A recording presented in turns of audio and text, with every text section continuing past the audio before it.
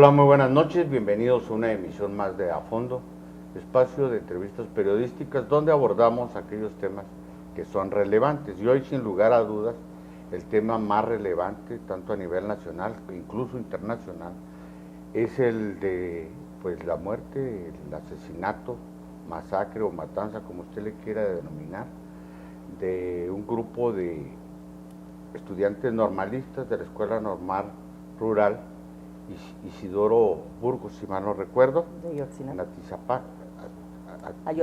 Ayotzinapa, en el estado de Guerrero, que como usted sabe, pues ya debe estar informado, fueron y tomaron unos camiones, fueron agredidos por la policía, acompañados de un grupo paramilitar que presuntamente forma parte o es una célula de un grupo criminal local allí en Guerrero, Guerreros Unidos se llama. Y aparte de que murieron 3 estudiantes normalistas, 2 civiles y un adolescente que pues, no tenía nada que ver en el asunto, que también balearon el camión donde venía de un equipo de fútbol, un joven que murió. Pues desaparecieron 45, si mal no recuerdo, estudiantes que no se han localizado, se han hecho indagatorias, se han hecho investigaciones, localizaron ya en total de 9 fosas clandestinas, se están haciendo los estudios periciales correspondientes, forenses más bien, para determinar si son los estudiantes. Y sobre este tema, que en sí mismo es aberrante y en sí mismo es un acto de barbarie irracional, se agregan otros elementos y los voy a dar para empezar esta conversación. Uno, de que pues involucra de alguna manera, se hace responsable de este hecho al presidente municipal de Iguala, a su esposa, que son alcaldes provenientes del Partido de la Revolución Democrática. El estado de Guerrero es gobernado también por Ángel Aguirre, también que asumió la gobernatura con las siglas del PRD, aunque propiamente, según mi opinión, no es perredista, ¿verdad? Pero esa es mi opinión personal. Y también, pues, hay antecedentes de que ya estos hechos se habían de alguna manera documentado de esa vinculación entre la autoridad de la policía municipal y ese grupo criminal Guerreros Unidos, y la PGR tampoco prestó atención a esto. Y para ver qué mensaje, qué alcances tiene esto, hemos invitado, y yo le agradezco muchísimo que nos acompañe, a la diputada Hortensia Aragón Castillo. Ella es diputada local del PRD aquí en el Congreso de Chihuahua. Bienvenida, Hortensia. Buenas noches, Pizarro. Te agradezco, como siempre, en tu programa tan, como bien dices, de periodismo a fondo. A fondo. Y yo quisiera empezar porque, bueno, desde la perspectiva periodística ya sabemos qué pasó, dónde pasó, cuándo pasó, y de alguna manera no tenemos muy claro las circunstancias en que se dio y sobre todo el por qué. ¿Verdad? Y yo quisiera que fuéramos desglosando esto. Yo señalaba 2 elementos que a mí me interesa que vayamos viendo. Uno, no es un fenómeno aislado. Ha habido otros hechos donde se ve también de una manera clara de que el Estado está de alguna manera vulnerable, la sociedad vulnerable, ante los embates de la delincuencia organizada, del crimen organizado, y tampoco hemos visto esto como un hecho aislado, porque ha habido otros casos donde se ha demostrado la colusión entre los poderes o entre funcionarios de los poderes, ¿verdad? Sean municipales, estatales e incluso federales, a de los mismos cuerpos policíacos con el crimen organizado. ¿Te parece que empecemos por ese ángulo? Por supuesto. ¿Cómo visualizas tú esta situación? Porque por un lado se nos dice, y en el discurso oficial, federal y local incluso, es de que pues ya estamos en otro, ya México cambió, que México ya se movió, que ya estamos en condiciones de dejar incluso de lado el tema de la inseguridad para concentrarnos en el aterrizaje, instrumentación e impulso de las reformas estructurales, estas que se hicieron de las 11, y darle un nuevo rostro a México. ¿Esto es así? Mira, yo creo que hay Pizarro, creo que hay un apresuramiento, por decirlo menos, en el discurso del presidente de la República, que trata de plantear resultados finales, cuando lo que se han avanzado son tramos muy cortos en el tema de la seguridad, y en algunos casos pudiéramos decir que no solo no se ha avanzado, sino que se ha retrocedido, ¿sí? Déjame comentarte por qué. Primero, cuando nosotros hemos expresado desde tiempo atrás en el Partido de la Revolución Democrática, incluso llegamos a presentar en el 2011 y en el 2012 las listas de nuestros candidatos a puestos de elección popular, entre ellos iba ese. José Luis Abarca. Yo era secretaria general en el momento en que iniciamos la presentación con Jesús Ortega de nuestros aspirantes ante la PGR con el procurador para que hiciera la revisión de los antecedentes, porque ellos tienen una gran cantidad de información que permite cruzar todos los nombres y encontrar antecedentes de ellos. Lo hicimos porque ningún partido está exento en el momento en el que vivimos de que determinados candidatos puedan estar vinculados a organizaciones del crimen organizado, llámense cárteles, o bien a grupos de delincuentes que sin formar cárteles sí forman mafias regionales o locales. Presentamos esa lista, y de esa lista iba el alcalde de Iguala, entre otros que presentamos. Pero igual te puedo decir que la historia de México ha pasado por la ejecución de candidatos a gobernadores, como en el caso de Tamaulipas. Ha pasado por casos muy lamentables como el de Michoacán, y tragedias como las que estamos hoy viviendo. No vamos a encontrarle una explicación lógica, no, pues porque el crimen organizado primero no necesita un motivo para asesinar a ciudadanos. Antes se decía que los enfrentamientos eran solo entre los grupos de delincuentes.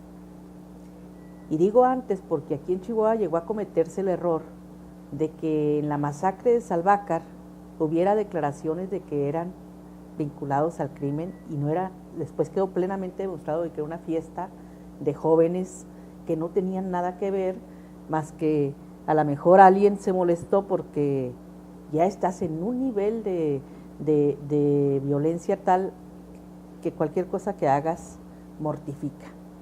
A mí me asombró en este Consejo Nacional las declaraciones de René Bejarano, porque se ha dicho constantemente que no se había denunciado a este alcalde. Está registrado ya por parte del gobernador del estado el número de reuniones que se tuvo con el gabinete de seguridad, y donde en el mapeo que se hace del estado de Guerrero se señala a Iguala con esas características y con esa inseguridad, y no se había actuado, sin justificación alguna, debo decirlo. También se planteó la necesidad de que la Gendarmería y el Ejército reforzaran de inmediato el estado. Hay varias solicitudes que no han sido atendidas, pero una más, y me parece que es la que debemos de reconocer en un gobernador que ha sido el único, y muchos han pasado por esta circunstancia y no lo han dicho, de decir: si mi renuncia ayuda a resolver, mi compromiso es que se resuelva. Vamos a una pausa y regresamos con este tema para separar dos cosas. Uno, lo que son las omisiones evidentes que se han incurrido en todas las instancias de gobierno desde mi perspectiva, y la otra, lo que es la actuación propiamente, porque son dos cosas, una es situación de responsabilidad y el otro es de culpabilidad criminal. Regresamos. Nací en el corazón de Chihuahua, con cimientos fuertes, orgullosos. En lo más profundo de mí nació la universidad, alegre, luchadora, noble. En mi interior he escuchado arengas, discursos revolucionarios, cuna del pensamiento universitario. Por mis ventanas escucho a mi ciudad, observando el devenir de Chihuahua y con él el de mi universidad. Aquí se escribe su historia, se transforma y se nutre de quienes han dirigido sus destinos desde su origen. Con amor florece en mí la cultura y el arte, el pensamiento y la voz de quienes con orgullo le dan sentido a mi existencia. Los universitarios. Orgullo de ser Watch.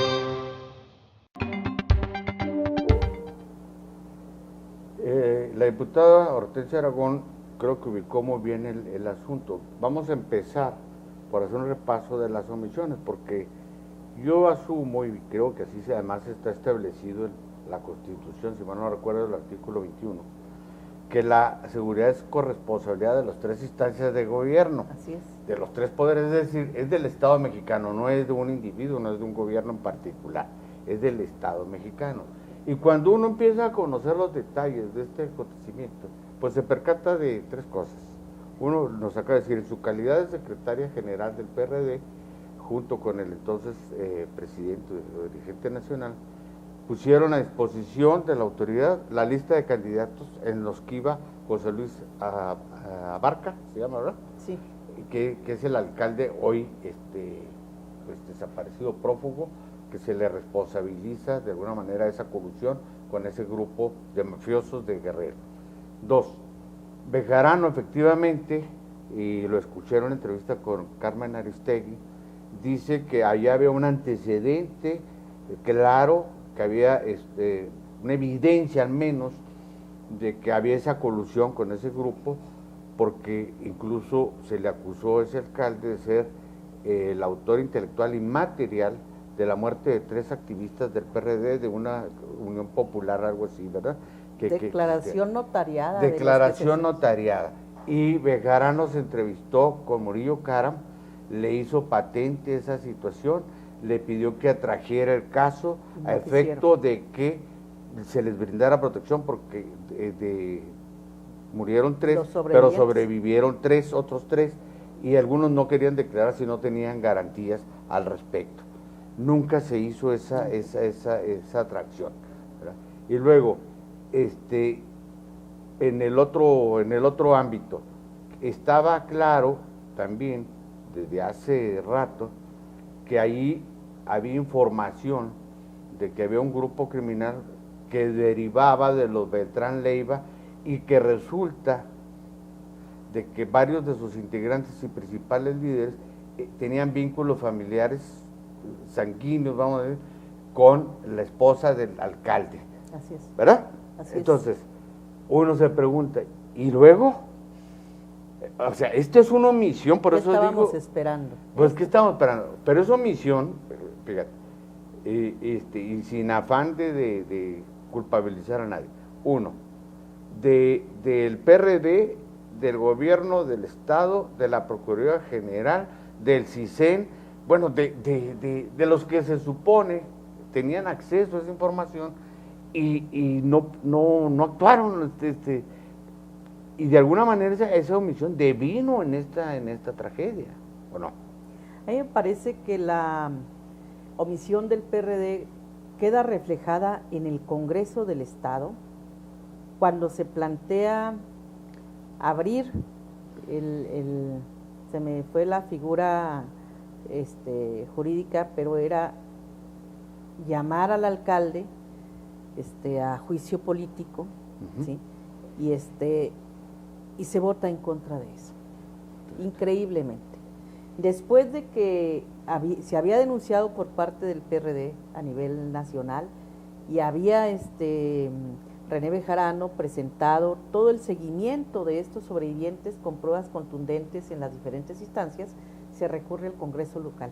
Yo ahí es donde observo la falla de origen de nuestro partido, porque no se puede votar en contra de algo que ahorita hubiese salvado la vida de muchos jóvenes. Pues sí, claro. ¿Sí? Es evidente que el partido tuvo una falla en su congreso local, que el gobernador a lo mejor le faltó presionar más.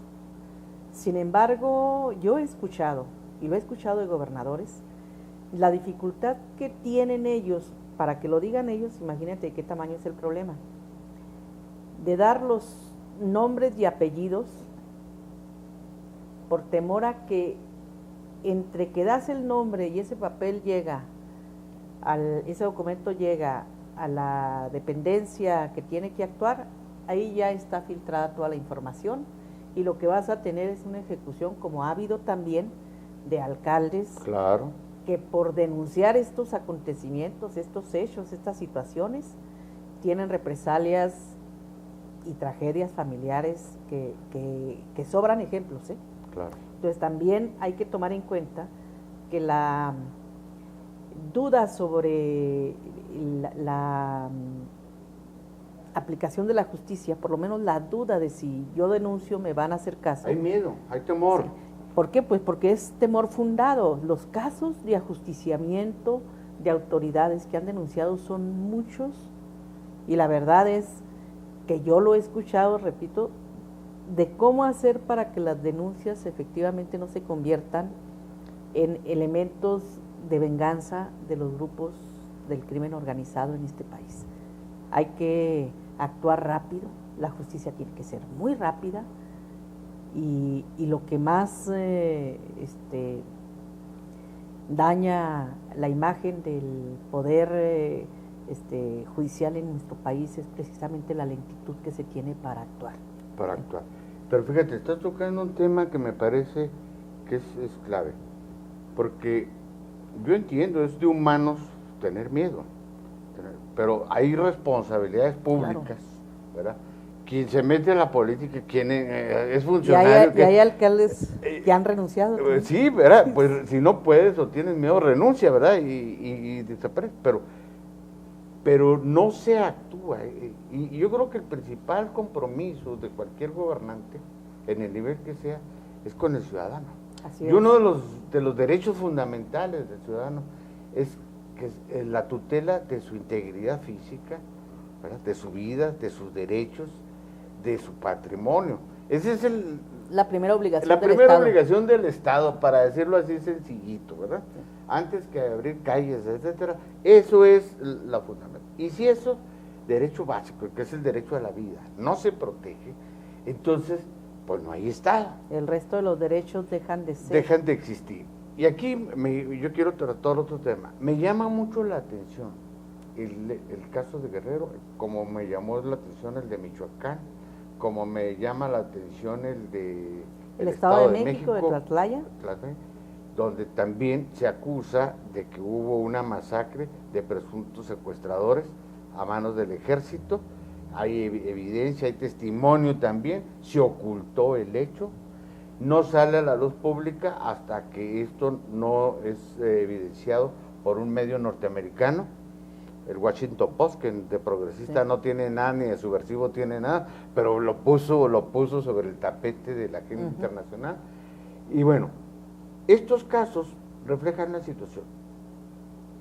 En la mayoría de los municipios más pobres, más desprotegidos, más abandonados por el propio Estado, el narcotráfico, las cárteles o los mafias han ido ganando terreno. Y pongo el ejemplo de Chihuahua. ¿O tú crees que es casualidad que en Guadalupe y Calvo, que en Huachochi, que en la sierra, en aquellos lugares remotos, estén en esta situación de violencia? ¿O es un abandono también, una omisión? No se está construyendo un poder fáctico paralelo que incluso, porque ya cobran derecho de piso, ya cobran, hacen justicia, entre comillas, porque también ya se dan ese lujo de ir a castigar a los ladrones, a los que secuestran.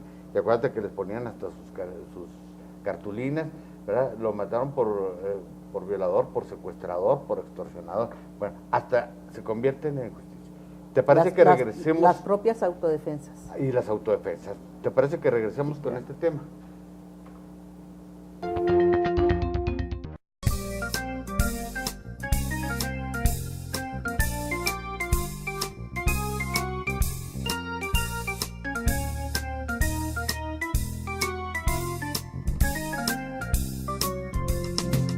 London Café, un lugar para disfrutar. Universidad Autónoma de Chihuahua, 60º aniversario. Participa y gana en el sorteo superior de este viernes 10 de octubre. ¡Premio mayor! ¡Premio mayor! Lotería Nacional para la Asistencia Pública. Ahora sí, la suerte está en tus manos. ¡Orgullo de ser guay!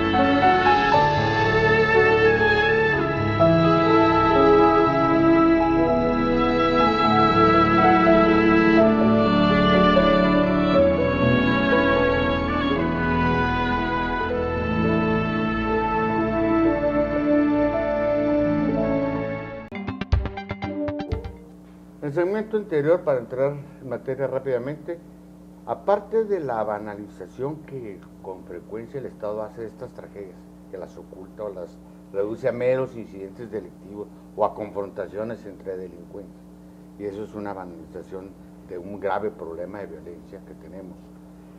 Se da otro fenómeno, el de le llamo yo, para usar esta figura, balcanización vía subterránea de los poderes fácticos de muchas regiones de México.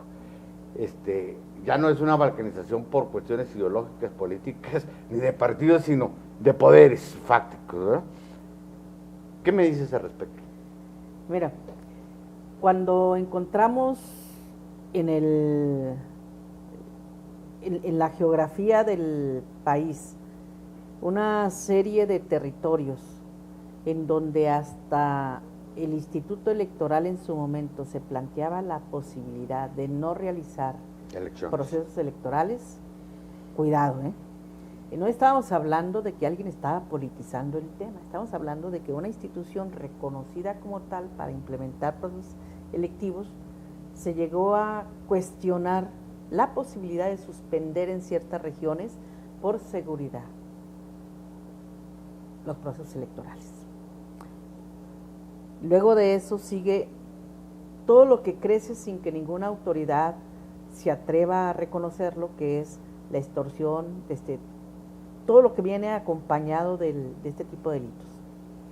Y luego tienes a las autodefensas, que es cuando los ciudadanos en un momento determinado, en un intento por defenderse de estos grupos, terminan armándose.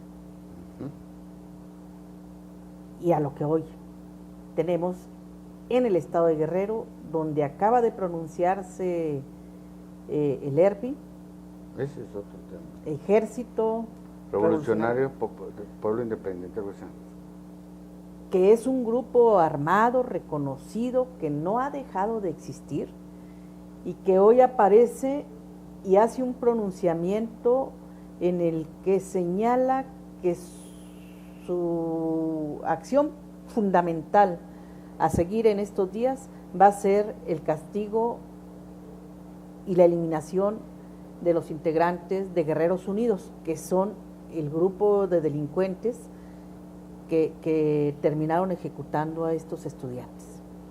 ¿Qué sigue? Después de esto, ¿qué sigue?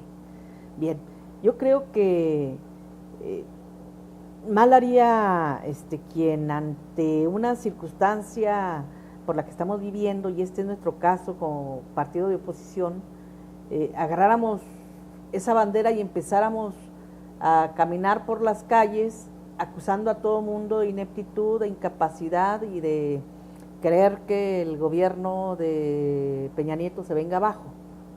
Me parece que ese es precisamente la situación de caos donde se fermentan más cómodamente este tipo de delincuentes. Se requiere cerrar filas desde todos los niveles de la sociedad, ¿sí? Y en un solo sentido, protegernos al amparo de las leyes y de las autoridades, protegernos como ciudadanos y llamar a que resuelvan, ¿sí? A que resuelvan. Yo no quiero imaginarme Michoacán con sus autodefensas y Guerrero con el ERPI tratando de hacer justicia por propia mano ante la ausencia de un Estado que debiera de ser el garante de la seguridad de los y las ciudadanas. Claro. Eso es lo que menos nos conviene. ¿Cuántos años le costó a Colombia navegar entre la guerrilla, el crimen organizado, que era el del narcotráfico, las autodefensas, ¿sí? Y el ejército? Entre 4 grupos armados y una sociedad inerme, indefensa, ¿sí? O sea, la sociedad en medio de los enfrentamientos de 4 grupos armados. Aquí podemos tener en Guerrero al ejército, a las autodefensas y a los grupos guerrilleros. ¿Y a la sociedad dónde? ¿Y quién ve por ellos? Sí, sí, claro. ¿Quién ve por eso? Entonces, esa parte es la que pudiera seguir si frente a esto que se está dando, la salida facilona sería: ahora sálgase el gobernador, que caiga, y vamos a ver,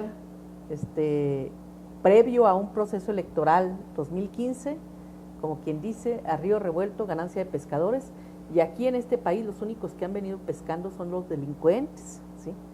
Llámense delincuentes organizados o delincuentes dentro de la protección de política del Estado. ¿Sí? Eso que está señalando, hay un dato que yo quiero señalar porque me pareció de verdad sumamente irresponsable. El que se haya insultado a Cuauhtémoc Cárdenas, agredido a Cuauhtémoc Cárdenas y a Adolfo Gigli, un maestro de la Universidad Autónoma de México, que se sumaron solidariamente a la marcha en reclamo de justicia con los familiares y fueron agredidos por un grupo que los empezaron a acusar de asesino por el solo hecho, pues, de ser de izquierda, o por, en el caso de Cuauhtémoc, por pertenecer al PRD. Me parece que esas situaciones ilustran muy claro a qué niveles de irracionalidad podemos caer en términos sociales y políticos si esto no se pone. Pero mira, aquí hay otra situación. Tú dices, vamos a conjuntar esfuerzos, sociedad, Estado, niveles de gobierno, partidos políticos, trabajar en un mismo rumbo para. ¿Cuál es ese rumbo? Porque a mí no me parece de manera, no me parece que sea algo casual o circunstancial. Pasa lo del 26 de septiembre en Iguala y dan a conocer que este grupo Guerreros Unidos es una derivación de Beltrán Leiva, y a la semana, o a los pocos días, agarran al alcalde o el operador de uno de los Beltrán Leiva, del H, y habían agarrado al H ya previamente. Y luego, hace 2 días, agarran a Vicente Carrillo Fuentes, del Cártel de Juárez, ¿verdad?, en Torreón.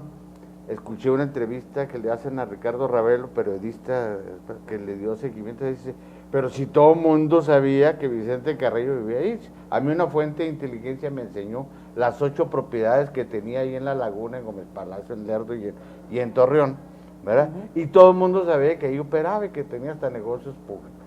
Entonces, pues estos son también, si la política va a ser otra vez banalizar, trivializar la violencia y mandar distractores, pues ¿a dónde vamos a llegar? No creo que la sociedad se sume ese esfuerzo. ¿A ti te parece extraño eso? Y a mí me parece extraño que el tema que estaba en la mesa y que estaba de manera muy contundente quebrando al sistema por una de sus columnas vertebrales, que es el Ejército Nacional, era el de Tlatlaya. Estado de México. En el Estado de México. La ejecución de presuntos delincuentes, porque finalmente no pasaron por más juicio, que por juicio alguno, más que no llegaron ni al Ministerio Público siquiera. El fusilamiento ahí de todos ellos.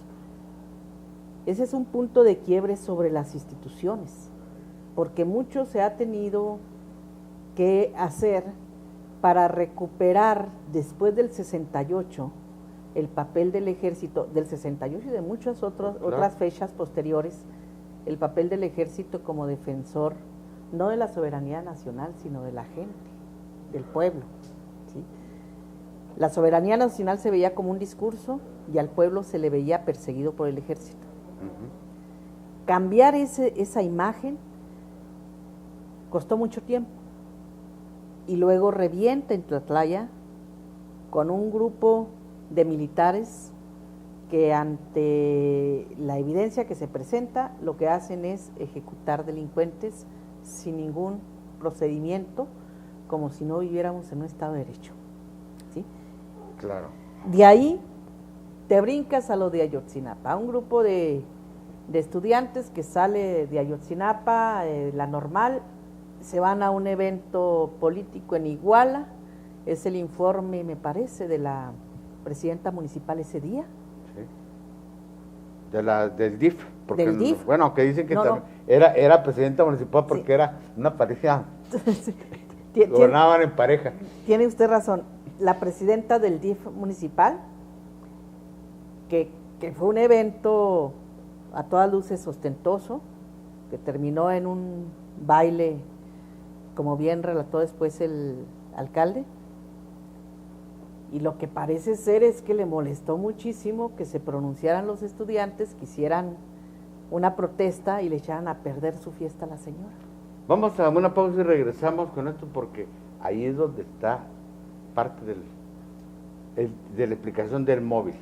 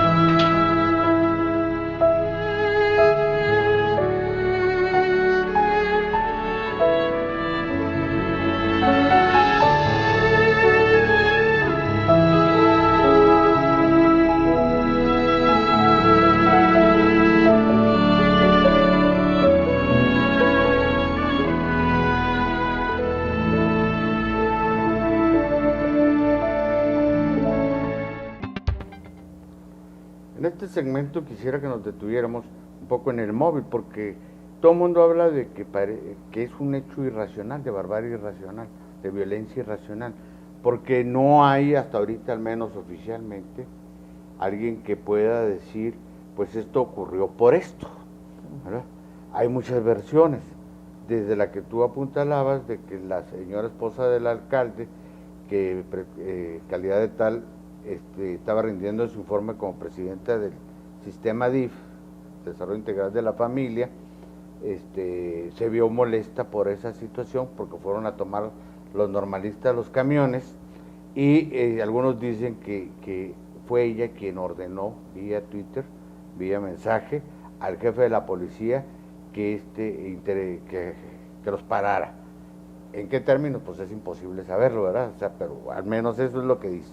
Otros dicen de que había una amenaza de una confrontación entre el grupo de Guerreros Unidos y otro que les llaman Los Rojos, que es otra banda rival de ese grupo, y que cuando vieron supuestamente que iban camiones, pero ahí lo que no encaja es el papel de los policías municipales, porque los policías municipales de acuerdo a los videos y las fotografías que se han difundido, fueron los que primero agredieron inicialmente a los muchachos cuando tomaron los camiones, y después cuando los balean, y ahí se suman los otros que iban de civil, a los que se llevan detenidos, se los llevan en las patrullas, y hay videos donde se observa esa situación.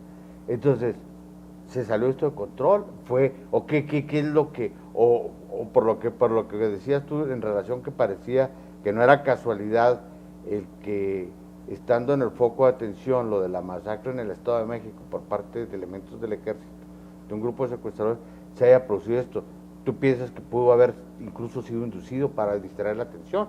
¿O cuál es tu visión de las cosas ahí? No me atrevo ni a imaginármelo, Pizarro. Me parece que sería demasiado Kafkiano y mezquino el que para justificar un móvil político, para distraer políticamente la atención de la gente, sacrificaras 45, 46 jóvenes de la manera en la que se hizo. Solo lo expongo como las casualidades que tú planteabas. Sí, sí. De lo de Vicente Carrillo y del H. Así es. Y casualidades que lamentablemente tienen que ser señaladas así, porque la violencia al grado en el que se ejecutó ahora y se ha ejecutado en otros casos en Guerrero, no tiene ninguna justificación, ninguna explicación. No hay una lógica. O sea, la gente normal como nosotros está acostumbrada a decir, el origen de este hecho está aquí, y entonces, siendo esta la causa, estas son las consecuencias. Pero nada más ubícate en el lugar de estos jóvenes, en un pueblo, un municipio como Iguala, y lo que vas a tener es que la denuncia que se haya presentado establecía claramente por los que se salvaron en aquella ocasión y que denunciaron que el jefe de la policía estuvo presente en la ejecución y que directamente el presidente municipal le dispara porque ya está, como luego dicen, hasta la madre. Hasta la Así madre fue la expresión que usó. Sí. Entonces, simplemente hay un poder que no está afincado en ningún Estado de Derecho, sino en el propio interés económico personalísimo de estos grupos, y que ha corrompido diferentes niveles de gobierno y de instituciones en este país, y eso les da suficiente permiso como para hacer lo que hacen. ¿Sí?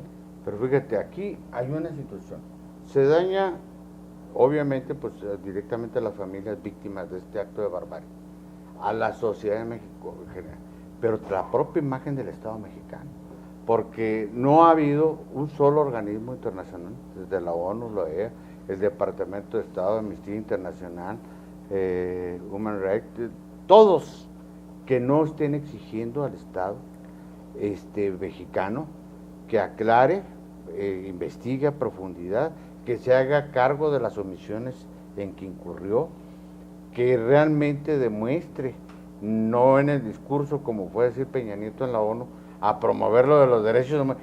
Esto ocurre cuando acaba de regresar y promover allá el respeto de los derechos humanos de los pueblos indígenas. Bueno, pues eso es una comunidad básicamente con esas características, ¿verdad? Es una situación de pobreza. Y ahorita que decías de lo de Colombia, me acuerdo también de lo de la mafia siciliana. El Estado, incluso la clase dominante, y hablo de los poderes reales, no reaccionaron hasta que no les empezaron a matar candidatos a la presidencia de la República, hasta que no les empezaron a secuestrar a los grandes ricos, hasta que no empezaron a hacer esas cosas. Ahorita por eso yo hablo de banalización, porque pues son pobres, son gente, hay una expresión clasista incluso en ese término. Hay dos opiniones, ¿ves?, al respecto. Ahí está. Son ejecuciones entre ellos, y la otra es Se da en comunidades aisladas. Y eso se ganan por revoltosos. ¿Para qué andan secuestrando camiones? Ese es el otro lado, ángulo. Ese es el otro lado de la moneda. Criminalizas, aterrorizas y haces imposible la manifestación de protesta de cualquier ciudadano. Porque ¿quién se va a atrever a salir a la calle a protestar? Porque ya no va a ser el temor contra la policía municipal o el ejército, los granaderos. Es ahora qué grupo del narco es el que nos va a ejecutar. ¿Sí? O sea, hay también un gran temor de manifestar inconformidad frente al abuso de las autoridades, porque nadie quiere.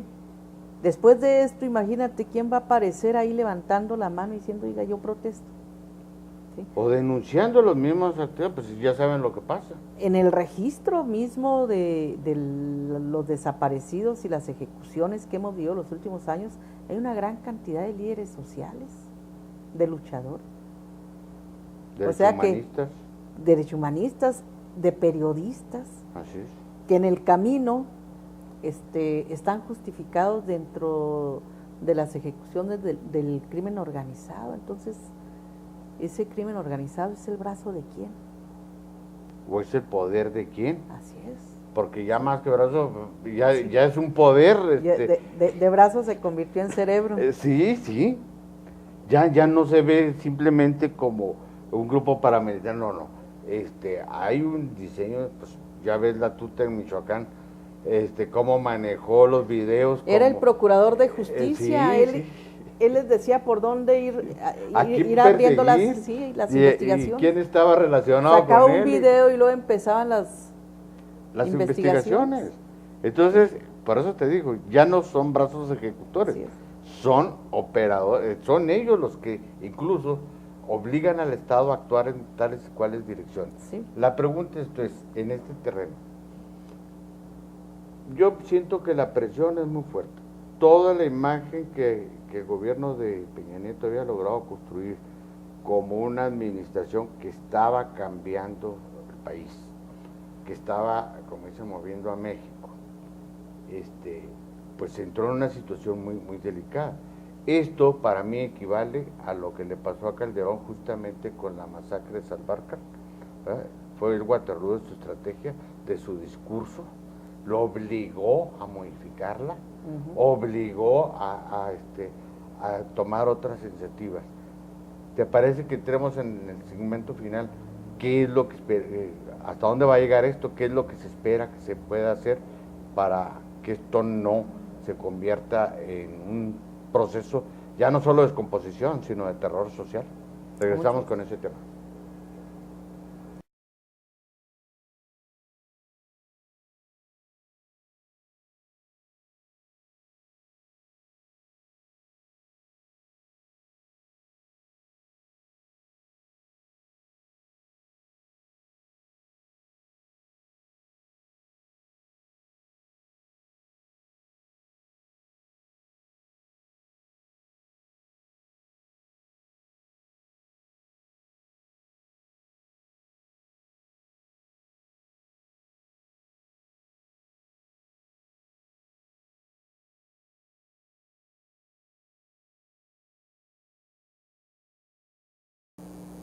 Yo le agradezco de verdad que nos haya acompañado en esta conversación. Entramos al segmento final. Desde luego faltaron muchas cosas que tocar, pero bueno, tratamos de hacer una reflexión genérica, porque describir los hechos por sí mismo, indignarse, por supuesto que es indignante lo que ocurrió, no va a resolver el problema.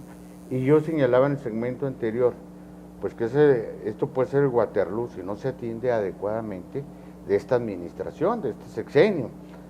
Porque la gente está muy indignada. Hubo manifestaciones en muchas ciudades del país, hay rabia, hay coraje, hay indignación, y ante eso pues no, el Estado no puede ser omiso, no puede guardar.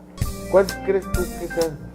Yo estoy de acuerdo en que, como dice la propaganda oficial, hay que mover a México, pero yo digo que para moverlo y convertir en un país moderno de derechos humanos, un Estado de Derecho real, pues primero hay que sacudir tanta corrupción. London Café, un lugar para disfrutar. Porque si no, Universidad entonces, Autónoma de ese Chihuahua, movimiento ¡60º va a aniversario! hacer pasitos de vals. Participa y gana en el algo sorteo realmente superior de este que cambie el viernes país. 10 de octubre. Como decía el chiste, ¿no? El discurso de aquel Lotería Nacional para la Presidente Asistencia decía, Pública. Ahora sí, la suerte estábamos está en al tus borde del manos. ¡Orgullo de ser guau! hemos dado un paso. Haz de cuenta que... Hay maneras de mover Sí. a un país hacia adelante, hacia el progreso, hacia el fortalecimiento de sus instituciones, y hay manera de moverlo en sentido figurado, ¿sí? Hacia el acomodo de la clase política en el poder, el regreso del PRI con la única idea de perpetuarse por otros 70 o 100 años más. Y eso es un reto que tienen los priistas para consigo mismos. Lamentablemente el gobernador del estado en el pleno del Congreso local, en el poder legislativo, emite una frase fuera de lugar, desafortunada, No nos pero van a quitar el poder. pero en el fondo es eso lo único que les preocupa, ¿sí? Y el mover a México no es tanta la preocupación, sino generar las condiciones para perpetuarte ahí. ¿Qué va a hacer Peña Nieto? Buscar quién cae y paga los platos rotos siempre y cuando no sea él ni su partido. Eso es algo que inmediatamente se prefiguró con las primeras declaraciones que hizo sobre el tema, ¿sí? Sin responsabilizarse que las Fuerzas Armadas son su primera responsabilidad. Pues eres el comandante Sí. jefe. Entonces, yo veo venir eso, y en el primer segmento de tu programa te decía que con todos los riesgos que implicaba la declaración del gobernador de decir, si esto resuelve, ahí está mi renuncia, no se renuncian los cargos, se piden licencia, Sí, claro. ahí está mi licencia, ¿sí? Porque si eso es lo que resuelve, no voy a ser yo el que entorpezca las investigaciones o el que por cuidar a sus funcionarios se vaya a escapar la acción de la justicia. Aunque no lo dijo exactamente así, porque dijo, lo condicionó a que fueran los guerrerenses a través de un plebiscito, referéndum, si decían que se quedara o se fuera. Y luego dijo, porque no me voy a ir por los opinatecnócratas, por lo que digan los opinatecnócratas. Se me hace que lo va a hacer en el marco de lo que debería de ser legal, y él sabe lo que va a opinar la gente. Ahorita si le preguntas a Guerrero eso, es como si les preguntas a la gente de Chihuahua si quieren que les aumenten el salario, como la consulta del PAN, ¿no? Sí. Pues es la Es respuesta lógico. obvia. Lo que el gobernador está intentando es formalizar en el Congreso la figura de revocación de mandato que permita, con su salida, generar el precedente donde la gente en Guerrero tenga opinión sobre eso y otros casos. Claro. Es Para allá iba la propuesta. Es un asunto serio, porque no se trata de que ahora agarres a un gobernador y como es de otro partido, sí lo sacamos. No sacamos a Moreira en su momento, ni sacamos al de Michoacán en su momento, pero a este sí vámonos contra él. No, vamos formalizando, y seguramente la va a presentar mañana en el Congreso la propuesta de revocación de mandato, y se va a exponer a que le digan que sí, que se vaya, pero la gente, que es muy distinto a que, a que se lo digan de arriba. Te lo diga claro. el que no te eligió, porque además fuiste candidato en contra de su partido. ¿Te expones? Sí, te expones. Pero la otra es verse obligado a pedir licencia porque allá le están diciendo, y la otra es obedecer el mandato de la gente, aunque le duela, ¿sí? Porque quienes tuvimos trato con él sabemos que así es. Si la gente me puso, casi creo que eso está pensando, que la gente lo va a respaldar. Oye, ¿y qué piensas tú? Otras medidas alternativas más allá de estos juegos políticos, de alguna manera palaciegos. Por ejemplo, la famosa Comisión Nacional Anticorrupción, que duerme el sueño de los justos ahorita en la Cámara de Diputados. No podría esto, porque sería una comisión, si se plantea como en el sentido real de que esto supervise no solo el manejo de los recursos públicos, sino incluso de dónde viene el dinero mal habido, vamos a decirlo de esa manera, ¿no? En los distintos niveles de gobierno, el enriquecimiento inexplicable de funcionarios, todo ese tipo de cosas, y que el ciudadano pueda denunciar directamente ante esa comisión, pues no se ha construido. Y luego, ¿cómo hacerle? Tú dijiste muy bien, esto se da en un momento donde justamente se acaba de iniciar el proceso electoral del 2015, que son elecciones intermedias muy importantes, trascendentes, y va a haber renovación de poderes en menos de 9 entidades del país.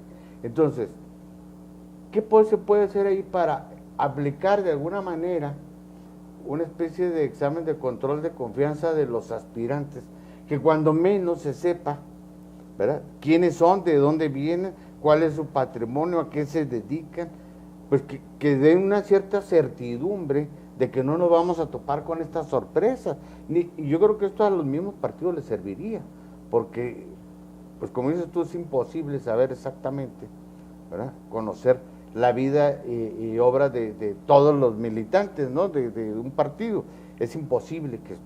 Y además, pues puede haber hasta estrategias de penetración, de infiltración, claro, deliberada para hacer esta situación. ¿Podría ser factible ahí que se creara el Instituto Nacional Electoral junto con Gobernación, no sé qué, algún mecanismo de verificación o de supervisión de las candidaturas, los propios partidos participar en esto? ¿Qué se puede hacer?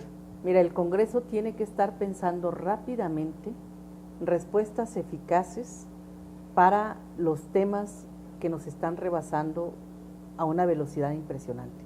Y deben ahorita las fuerzas plurales que integran el Congreso estar planteándose esto, tanto esto que tú estás mencionando, como otros, la creación de otras instancias que permitan darle confianza, seguridad y certeza a la gente.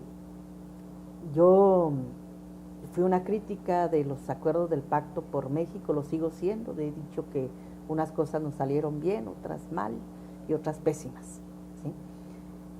Pero una de las cosas que yo más critiqué en su momento es por qué los temas de la mesa de los acuerdos, por qué en esos temas está fuera el de la seguridad, que es el tema de la gente. O sea, el principal tema de la gente es la seguridad. Y sigue siendo. Y no pasaron de plantear solo la coordinación entre los tres poderes para la aplicación de la justicia. Ese era el tema. No se resolvió en la mesa del pacto. Hoy están obligados las fuerzas políticas a resolverlo. Cuando decía yo que de manera conjunta, me refería a eso. ¿Cómo implementas la toma de decisiones de respuestas inmediatas a hechos que vienen rebasando el funcionamiento de nuestras instituciones? Tema de justicia estuvo al margen del pacto, se tocó con unos brochazos así, pero no se abordó como el tema energético, como la educación, como la ley de medios, o sea, no fue tema central. Y eso es, dices, oye, ¿a quién están cuidando? Es la parte que digo, ¿a quién están cuidando cuando saben el país en el que estamos viviendo? Y uno de los asuntos fundamentales no se discute en el gran acuerdo que fue el Pacto por México. ¿Y qué es la preocupación principal de los mexicanos? Lo ha demostrado las encuestas del INEGI, claramente, esa es la principal preocupación de las 2/3 partes de los mexicanos, y sin embargo, efectivamente, no está en la agenda de gobierno como una prioridad, a pesar que, como lo dijimos, pues es el principal derecho que el Estado debe salvaguardar, preservar y cuidar.